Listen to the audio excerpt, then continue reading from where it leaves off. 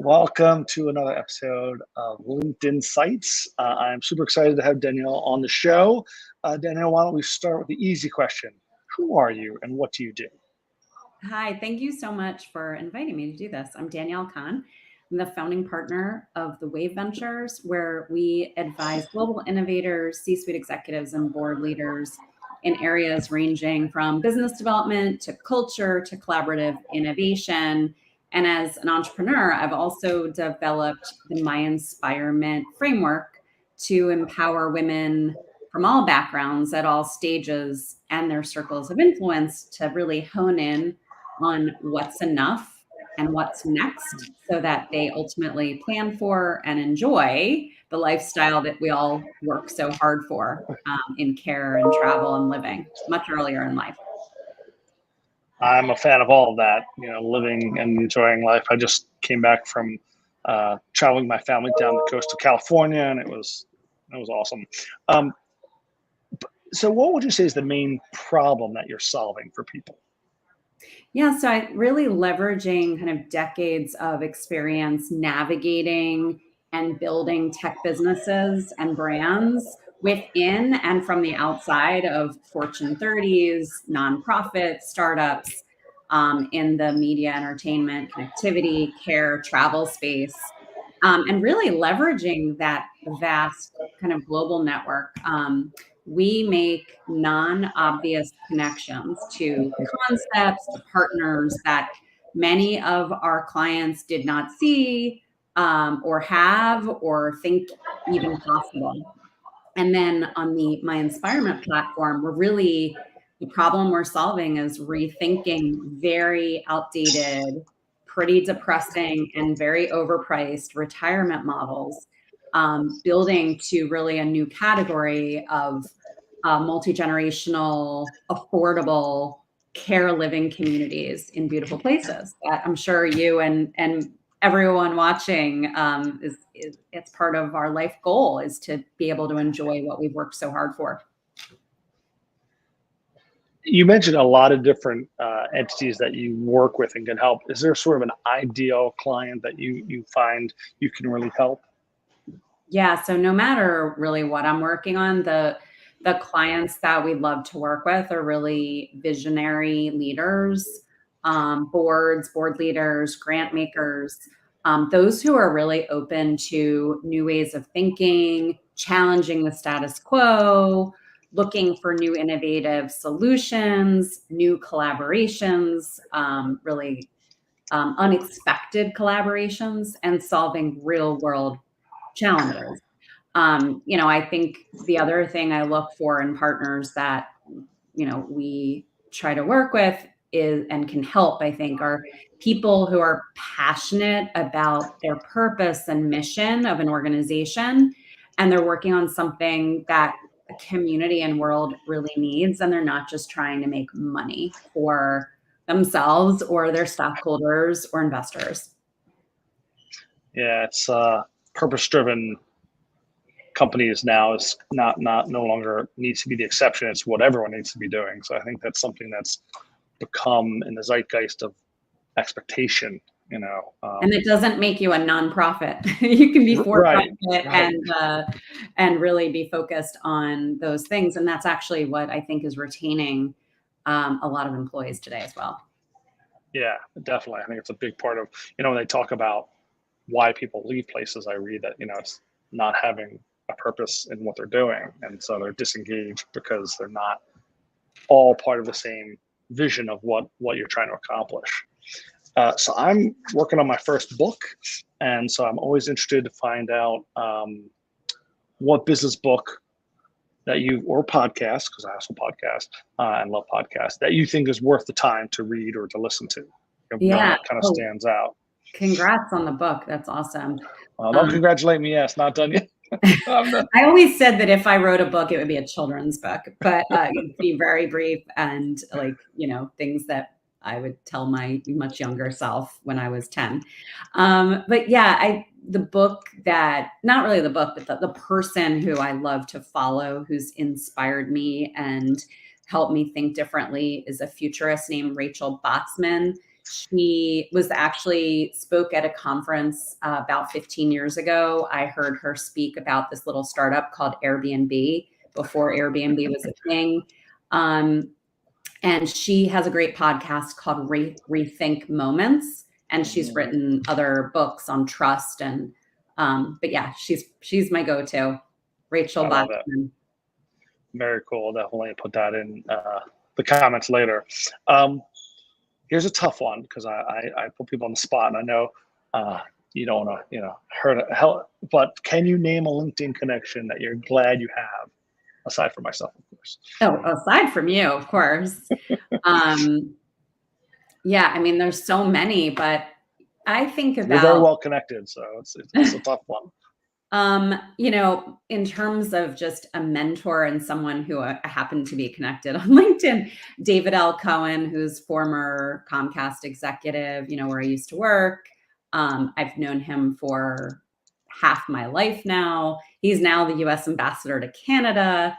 And he's someone, the other person who I'm proud to have is a guy by the name of Chip Connolly, the founder of Modern Elder Academy, and someone who I just really admire.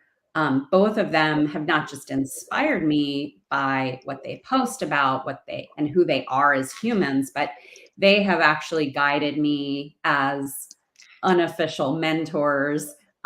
They've opened up their incredible networks of connections to me and to other people who I know. They're always helpful, of all people, but I think especially of women and people from underrepresented backgrounds. And so, yeah, those are my two.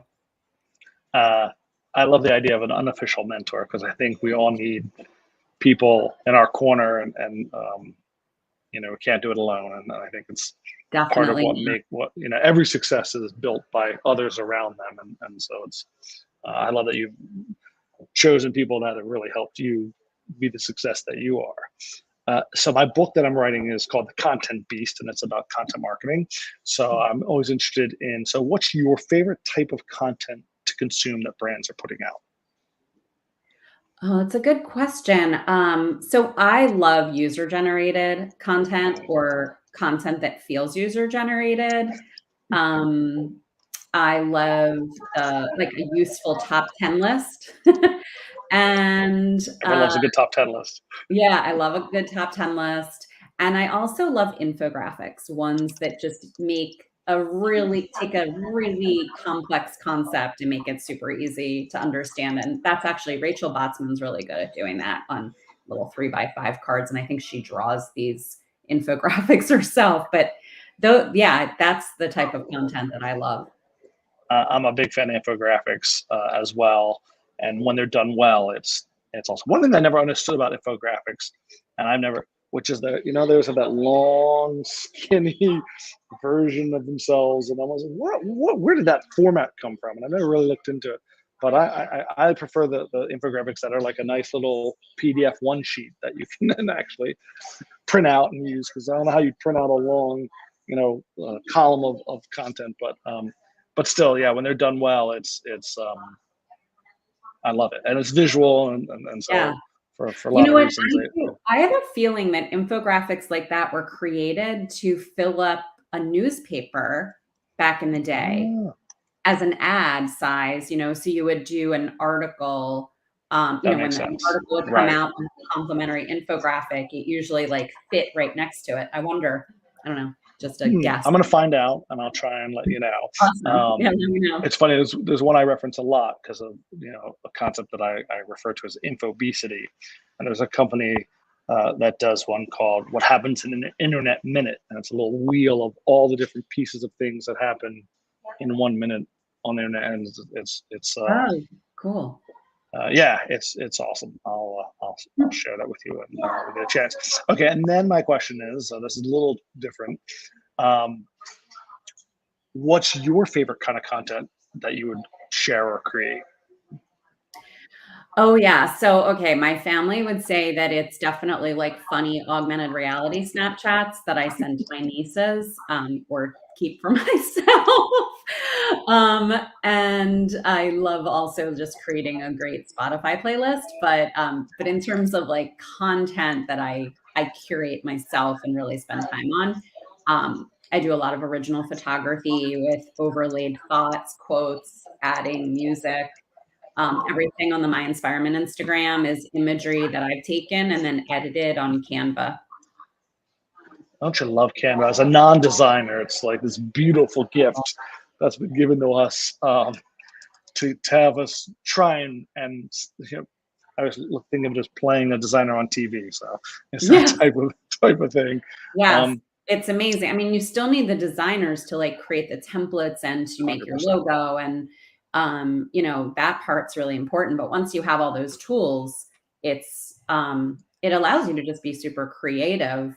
I was riding the Amtrak train the other day, and I put together 10 posts on an hour back from New York. So, Yeah. yeah, No, it's it's fun an creative outlet. Yeah, amazing tool to tap into your creativity. definitely. Speaking of it, when you're creating content, so what do you find is your biggest challenge in kind of creating consistent and valuable content for the people you share with? Yeah, so I tend to curate and amplify other people's content Hmm. with a very brief additional perspective. I've stopped writing a lot of my own blog posts, and unless I feel like I can contribute some of much needed or very valuable, unique subject matter expertise, I just don't do that a lot now because it's such an oversaturated content world. And so I think it comes down to time, other business priorities. But I think also, while I have a point of view, I just don't feel the urge to write long blog posts or create Mm. content that's already out there. Mm.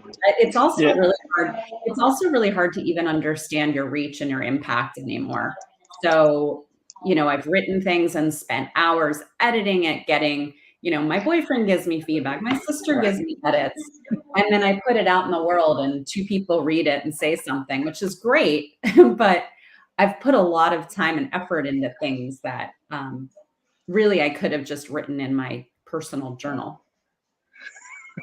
I always think about that, yeah, because people are spending a lot of time creating the content or even curating the content, and I joke about the fact that if I look at the biggest piece of content that had impact and reach, it was just a few days ago when we're at the airport in LA, and my son ended up sitting down and talking to Jason Kelsey. So Right, I saw that, and it was the yeah, picture you took, right?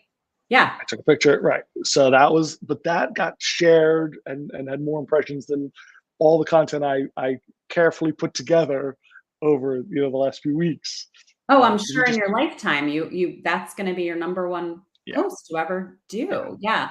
It's interesting, I did a very personal blog post during COVID about my father passing away and kind of getting to be by his side, and, the end of it was, my father passed away, but it was like a really magical time for me, but my point of view was that, so many people in this world do not get the luxury of being able to be there with their families because they have to go to a job. And what was interesting is I didn't get a lot of traction on that post, but one person happened to read it who was working on the Invest in Care project that was funded through Melinda Gates mhm, Foundation and Pivotal Ventures, and they ended up pulling me into a project on, I was at the table, and that actually ended up leading me down a new path on what I care about today, my sort of ikigai, which is community care, travel, family, caregivers.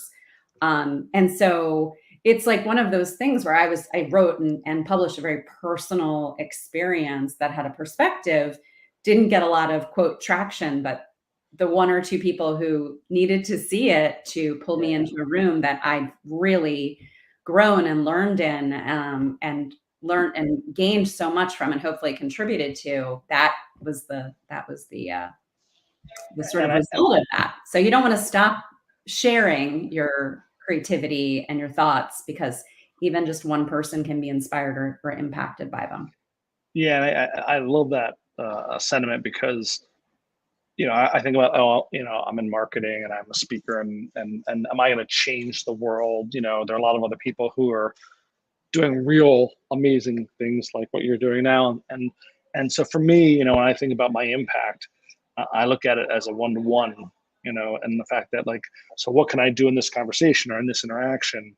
And when I'm on stage, it's like, yeah, maybe if I can touch that one person and change their life a little bit, then it's all worth all the other time that you're spending. And so I think it's, yeah, a lot of times when it's content, I'm going to add that into my book. I've just decided one-to-one connection, because it's, you know, I think about communication is all about connections, and the thing is that you know, one person can make an impact in one other person's life that's meaningful. That's all that really matters. You know, it's not like, and that's why, you know, the Yeah, vanity metrics and all these things that we look at are not really what matters. It's about the real value that we give to that actual person, and what it can lead to. So I love that. absolutely. Yeah, I'm doing these My Inspirement workshops. It's about 75, you know, women in a room, mostly executive women, but women of all ages, let's say, in all backgrounds. And yeah, my goal is if I can make an impact on just one of those women.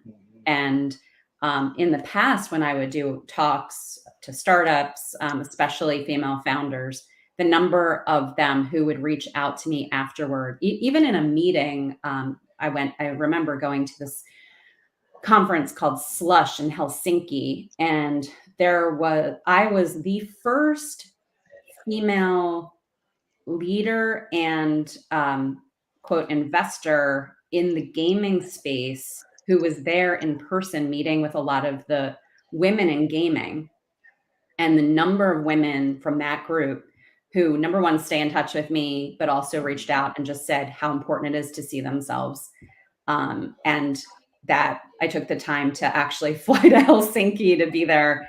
It Right. was really powerful. And those little moments, yeah, those are the notes that I've kept. I have a Mm-hmm. drawer of notes, and it is the reminder of why we share our stories, right? I don't think of Mm-hmm. them as content. It's just like personal stories that can hopefully help people get to from A to Z faster than I did. I can't help but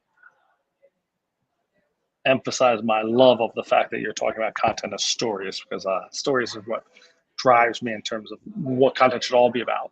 You know, is what are the stories that we're sharing for lots of reasons, and but that connection that we make and the impact it can make, is really really powerful. Speaking of something unrelated, my final question for you is one I like to add, on a light note.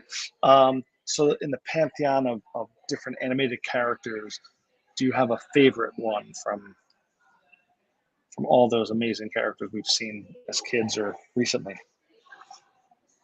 100%. So, anyone who knows me, you know, I am probably the biggest Minions fan on the planet. And Bob the Minion is my guy. He is definitely the most childish minion. He's the little brother. I was the little sister of three girls, and he finds love in anything and everything. Um, and I think in many ways, he is a reflection of me. Um, and I love his spirit. And the other, I love Speed Racer. I've always been a fan of Speed Racer. So yeah, those are my two. What about you? Who is your favorite? Well, growing up, I was a big Bugs Bunny fan, you know. So, and for whatever reason, I really liked the Tasmanian Devil, and I think it was this like unbridled energy, um, that just really inspired me. And then, strangely, I was a big fan of Wile E. Coyote, even though he was kind of portrayed as the villain. But there's something about his tenacity and never giving, you know, he would get crushed day after day.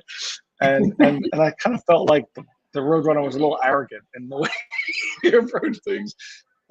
But yeah, I mean, I'm a big fan of all the Pixar movies, and I love the Minions and that whole series as well. Just super clever, and humanistic. I mean, that's one thing about like when animation does the story right, you don't realize it's animation. It's just a story that you're sharing. And for me, Yeah. that's one of the beautiful things you can do when you have good storytelling, whatever it may Yeah. be. Absolutely. Yeah, and working for Comcast NBCU before, just seeing and getting to know the team at Illumination, it is no surprise that they make the best movies that are animated. They come from such a good spirit of creativity and such love in everything that they build. So All we need is love. That's I love a good way to end this is all we need is love. I loved having you as a guest. Oh, me And too. thank This you is very so much much for fun. yeah, this is, I love to have great conversations with great people. So thank you so much, I and take care. appreciate you inviting me. Yeah, thank you. Speak to you soon. Bye bye. See you later. Bye.